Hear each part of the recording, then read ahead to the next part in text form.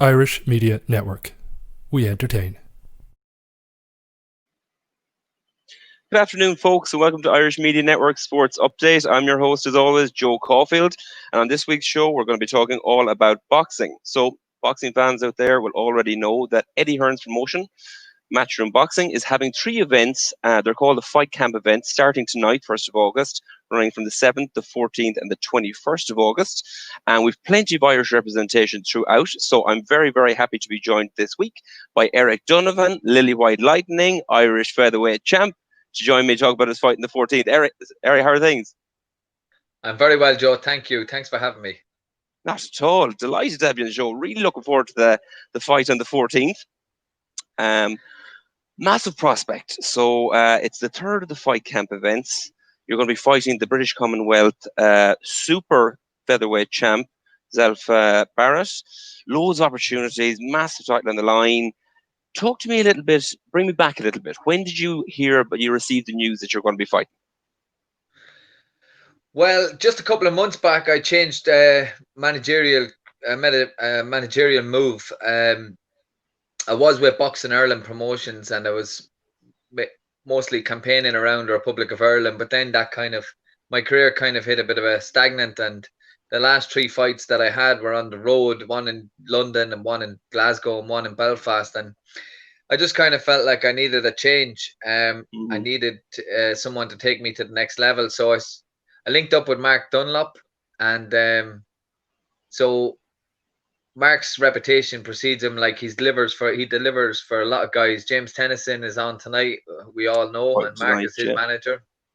Yeah, and Tommy McCarthy and Paul Hyland Jr. and he's been delivering for his boxers time and time again. So I just linked up with him, and I asked him if he would be interested, and he was, thankfully. And he touched base with me during the lockdown, and he just said, well, he didn't have to tell me to keep training, but because I was training all the way through the lockdown myself to keep my mind right and my body right, it's something that I enjoy. I enjoy doing it. Like, I don't have to be coerced or put.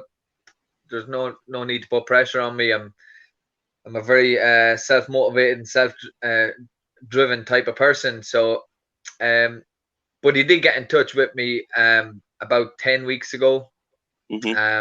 About 9 or 10 weeks ago, and he said there's a very good possibility, Eric, that you could be selected for these upcoming fights that they're going to be on in August. And with the flight ban and everything, with the international opponents, he just said, like, British and Irish fighters are going to don these cards, so you are a candidate for a lot of opponents, so be ready. And I said, yeah, no problem, I'll be ready. And he came back a couple of weeks later with a couple of names, and Zelfa Barrett's name popped up, and I said, yes, absolutely, let's get it on. And here we are. We're 2 weeks out from the biggest fight of my career, and I think it's the biggest fight of Zelfa Barrett's career as well. So it's going to be an intriguing battle. Yeah, incredibly so. And in terms of the conversations you would have had with Mark Dunlop, particularly, so I was doing my prep on this, and I was just thinking, like, it must have been quite tough. You decided to make the move from Boxing Ireland Promotion to Mark Dunlop in March. And I'm sure there was loads of conversations where, you were talking about all that is to come, a lot of excitement and anticipation for what this move will yield you in terms of opportunities. And then lockdown. Sorry, lads, all sports are suspended. Was that very tough? Like, how did you react to that mentally and emotionally? It was tough, I think it was tough for everybody, not just athletes. But none more so than the people and the frontline workers, like the emergency staff and everything. Like, they were really, really tested over the last number of months, and obviously sport had to kind of cease for quite some time.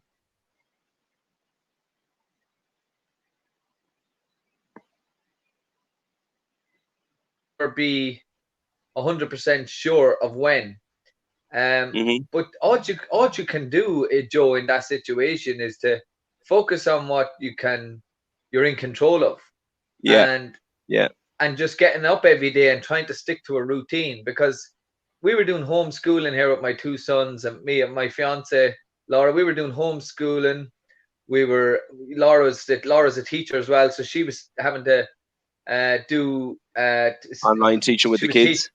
online teaching with her students. I'm trying to keep training. I was doing fitness classes as well, public fitness classes, and I was doing some fitness classes with some online fitness classes with some companies as well who are working from home. And we were just trying to keep focused and keep a routine in our lives, because routine is important, And then obviously when the opportunity came about, I didn't have to start training for this opportunity. I was ready for this opportunity. And here I am. The only thing you can ever hope for, when you have a big chance, is that you're ready. And I am wholly ready for this, without a doubt. I don't doubt for a second. And just the prospect of it, I'm sure, like when you've been training and kind of working away with the hope that something would happen, and the expectation that, look, at a fight will come, if I do my stuff I'll be ready. But then when it does present itself, it must be great vindication of all your hard work, that yes, I'm ready for this now, and all that hard work, not knowing a fight would come, was worth it. Absolutely. I'm a human being as well, and it's natural to doubt, and it's a natural feeling to kind of sometimes think that this is the end. Sorry, excuse me, I didn't realize that my phone just rang there. Sorry, apologies. No hassle. I didn't hear any interruption on my side, so you're grand. Yeah. Okay. Sorry. I thought you did, but no. Like I said, it's a natural. It's a natural kind of an instinct for a human being to doubt when things aren't going well. But when things aren't as clear for you, when things are not extremely clear and in front of you, like a date or a time frame or whatever, it can be hard to motivate yourself. It can be really, really hard, and you get the little negative voices coming in saying, sure, maybe this is the end. And sometimes you'd be, I would anyway, and I speak openly and honestly about this, about I have had mental health issues in the past, and I'm not saying that I don't have any issues today. I mean, I'm just in a better position to manage them and to control them. And but I would have doubted myself many times in my life. Wouldn't have been, maybe didn't know how to manage the fear either, the fear of succeeding, the fear of failure. But very real kind of things that human beings deal with, and well, sometimes deal with or falter with, you know what I mean? But I'm in a really, really good place today. At 35 years of age, mentally, physically, emotionally, spiritually, everything. I believe I am at my peak now. And even when I was at my best as an amateur, I was still in some ways dealing with a lot of issues. So I was achieving on an incredible level. Like I was top 3 in Europe, top 10 in the world in 2010 as an amateur, but still I was dealing with a lot of problems at that time in my life. But I was still succeeding at a very high level. But today I am just boxing as a free man and controlling my emotions and controlling my thoughts and using them and embracing them and relishing them. And they're actually, I'm actually really enjoying myself, and I believe my best boxing is going to come out on the 14th of August, because I have a serious opponent in front of me, a very real threat and a very real candidate and a contender, a huge prospect. Matchroom have invested in him heavily, and I just feel like this is my time. It's been a long time coming. A lot of dark days, a lot of setbacks, a lot of failure, just complete and utter devastation throughout a lot of some self-inflicted throughout a lot of my career. But now this is a kind of a redemption story for me. I've worked my ass off to get into this position. And some people do just throw in the towel and say, do you know what the hell with it? I'm done. But I never gave up. Even though I doubted and sometimes felt like it, in the back of my mind, I just had this desire to keep persevering, not knowing what's going to be around the corner. And thankfully, here we are with a huge opportunity.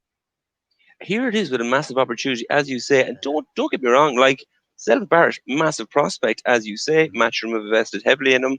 He's 23-0. He's 14 knockouts. But at the same time, this is the opportunity for you to spoil his night, as I heard you in an interview recently say. Now, when it came down the line that you were going to have to move up to super featherweight for the fight, I heard an interview, I think it was Darren Frehel on Sunday Sport, who said you had no problem doing that as long as it was for a title fight, a world ranking title. So if you're moving up to super featherweight, how does that affect the way you prepare for this fight? Not physically, it's not a major difference, Joe. It's really not a major difference. So just to put it into kind of context for people, as an amateur, I was 60 kgs. Right. So that was called a lightweight. I was a lightweight amateur, and I campaigned at that weight for a good few years. So as a professional, I'm the featherweight champion, which is 57 kgs. So it's 3 kgs lower than what I used to be as an amateur. Now the fight with Zelfa Barrett is super featherweight, which is 59 kgs. Okay, so it's like literally just 2 kgs heavier than what I'm the Irish champion at. But most boxers will come down 6 or 7 kgs to the weight category anyways. So so I'm still coming down as opposed to going up, if you know what I mean. But you're walking around with down. Well, I would normally walk around 64, 65 kgs. So, so I'm okay. I suppose just to answer the message, it's no big deal. It's really no big deal. But if a big fight comes up for me at featherweight or super featherweight, I'll make either of those weights, and I get in the ring with any opponent at either weight. Okay, so the weight isn't a massive problem. Your mental resilience, because I read an excellent interview with you in the 42 from January, and you talked about the demons that you have wrestled with throughout your life, and how when you came back to boxing, it was very much that, like as a kid, it was this pressure to be a boxer, but as an adult and fighting professionally, you're fighting because you want to fight. So I'd say those travails that you have experienced have given you a great mental resilience. I know that you're trained as a counsellor, that you speak in terms of adversity and mental well-being, particularly to kids in schools. In terms of the prospect of taking on this guy who has a very good record, how are you preparing for him? Do you relish this opportunity now to upset the night for him?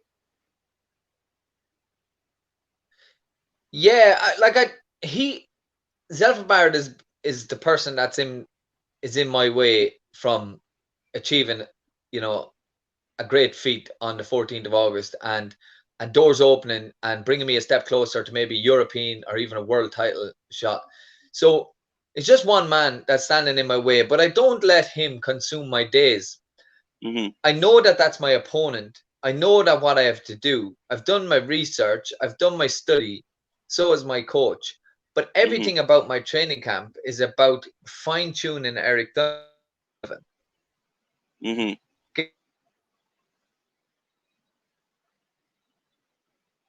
Down to the 14th of August, that we have left we have ticked every box. You broke up there just for a second, Eric. The last time you spoke, you were fine-tuning Eric Donovan. You're working on your game. Yeah. So sorry, could you take them there? We're fine-tuning Eric Donovan, making sure that when the 14th of August comes around, that Eric Donovan is in the best possible shape that he can be. And that when we get there, that we make sure that we left no stone unturned and that we've ticked every single box. Because when I make the walk to the ring, then on the 14th, there is no excuses. There is absolutely no doubt in my mind then that I have done every single thing that I could possibly do, and I should then have full reassurance in my ability, my stamina, my conditioning, and then just go out and execute a game plan. And if I can do that to my best ability, then I should be good enough to cause the upset on the 14th of August. And that's my mindset. That's my belief. And it's only 2 more weeks till I make that become a reality. That's incredibly positive, and I'm sure it's the only way to go into a fight, or any fight really. If you expect to win, if you want to win, you have to expect to win, and you have to believe that you have the ability to do it. And it's all about your preparation. It's all about getting you to the best level you can be at, and once you do that, then believing you can do the business. In terms of the practicality of it, then, like just before we came on air, you were talking about today is your last full training session. So what do the next 2 weeks have in store for you? Well, today is just the end of the week training session. I have a cardio session later on, and that'll bring me to the end of my week of training. I'll rest for the rest of the day and the evening, and I'll take tomorrow off, and then I'll go into Monday, which is the week before fight week, and that's going to be a little. I'm going to taper down a bit, not too much, but it will be definitely taking it down a level. I have one sparring session left, which is next Wednesday. And then I'm flying out to the UK on Sunday, the 9th of August, which is like Sunday week, tomorrow week. And then everything about that week is just going to be about maintaining the weight, getting the mind right, getting the body right, and just recovering and recharging, and then letting fire on the 14th. So making sure that when that bell goes, that that you've rested well. You can always do too much. You don't want to be doing too much. You want to make sure that you're excuse me, you're really primed and ready to let go and come off the leash on the 14th, basically. Yeah, 100%. Talk to me a little bit about the actual setup, because it's going to be in Eddie Hearn's back garden. So I've only seen pictures of it, but it looks amazing. Like, they have a huge stage and ring built. But in terms of you getting there, I'd imagine, like, you get there, you probably have to do a COVID testing when you get there. Where then do you wait while the other fights are happening? What's the setup, and how different is it from a normal fight? Well, I only know from just discussing with my manager and from looking at social media myself, from some of the YouTube clips that I've seen about the whole fight camp. So it'll be interesting to watch it live tonight. Week 1 starts tonight, so I'm excited to watch that like everybody else. But my schedule is fly out on Sunday, and Monday I'm having my COVID test, I think, and Tuesday is a media workout day, Wednesday is a press conference, Thursday is the weigh-in, and Friday is the fight. So it's all going to happen really quickly and fast. And in the hotel where we're going to be staying, we have everything there that we need. I mean, we got all our meals there. We have 2 gyms there, one for cardio workouts, and then there's one for boxing gym, for using the ring. So we'll have a training schedule. You'll book in for your hour training slots, and everything will just kind of run very smoothly and kind of regimentally, I suppose, because they have to keep everybody. They have to still follow some safety guidelines and that as well, because it is still a very much adhere to real threat. Regulations and this structures. Whole COVID thing, it's still a very real threat, and it's a live threat, and you want to be still looking after yourself and making sure that that you don't come into contact with any, just taking every precaution. But I think I'll be spending a lot of time in my room and maybe just doing laps at the hotel, walking around, maybe a bit of reading and stuff like that. But just trying to keep my mind right and keep my mind sane. Really, I know it's going to be a real thrill for me, like, as well. This is a huge spectacle. Like, I'm just really grateful to be a part of it all. From what I've seen, the photographs and the video clips have just been absolutely spectacular, and it's just amazing to be part of it all, because only a few years, well, probably last year, even months back, I was boxing in all little GA halls and stuff like that. Like, not that there's anything wrong with them, but it's just the comparison from the apprenticeship, going on the road, building up a following, trying to learn my trade, then to get onto the big stage like this on Sky Sports. It's a true sign that perseverance, will good things come to those who persevere. Never give up. Absolutely.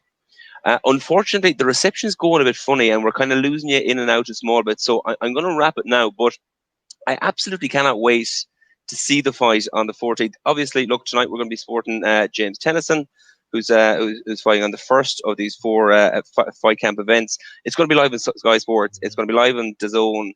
I cannot wait, and I cannot wish you any more of the best of luck. I'm so proud that you're representing us. Your story is incredible, and this is your next step. This is your opportunity. I cannot wait to see you take it, and I can't wait to follow your career and to see what next is to come. Thank you, Joe. It's been an absolute pleasure, and apologies about the connection if it's like that. With good Not news at on all. the 14th, I'll come back and have a chat with you, and hopefully have the world ranking title in the video as well. So I'll come back and say hello. Okay. So thanks very much. I'll hold you to that. Definitely. Thanks a million, Eric, and the very best of luck. That's it for us this week. To all the Irish fighters who are fighting in the Matchroom Boxing Fight Camps event over the next 4 weeks, we wish you the very, very best of luck from Irish Media Network Sports Update, particularly to Eric Donovan fighting on the 14th. We'll see you just after that with that Commonwealth belt around your waist.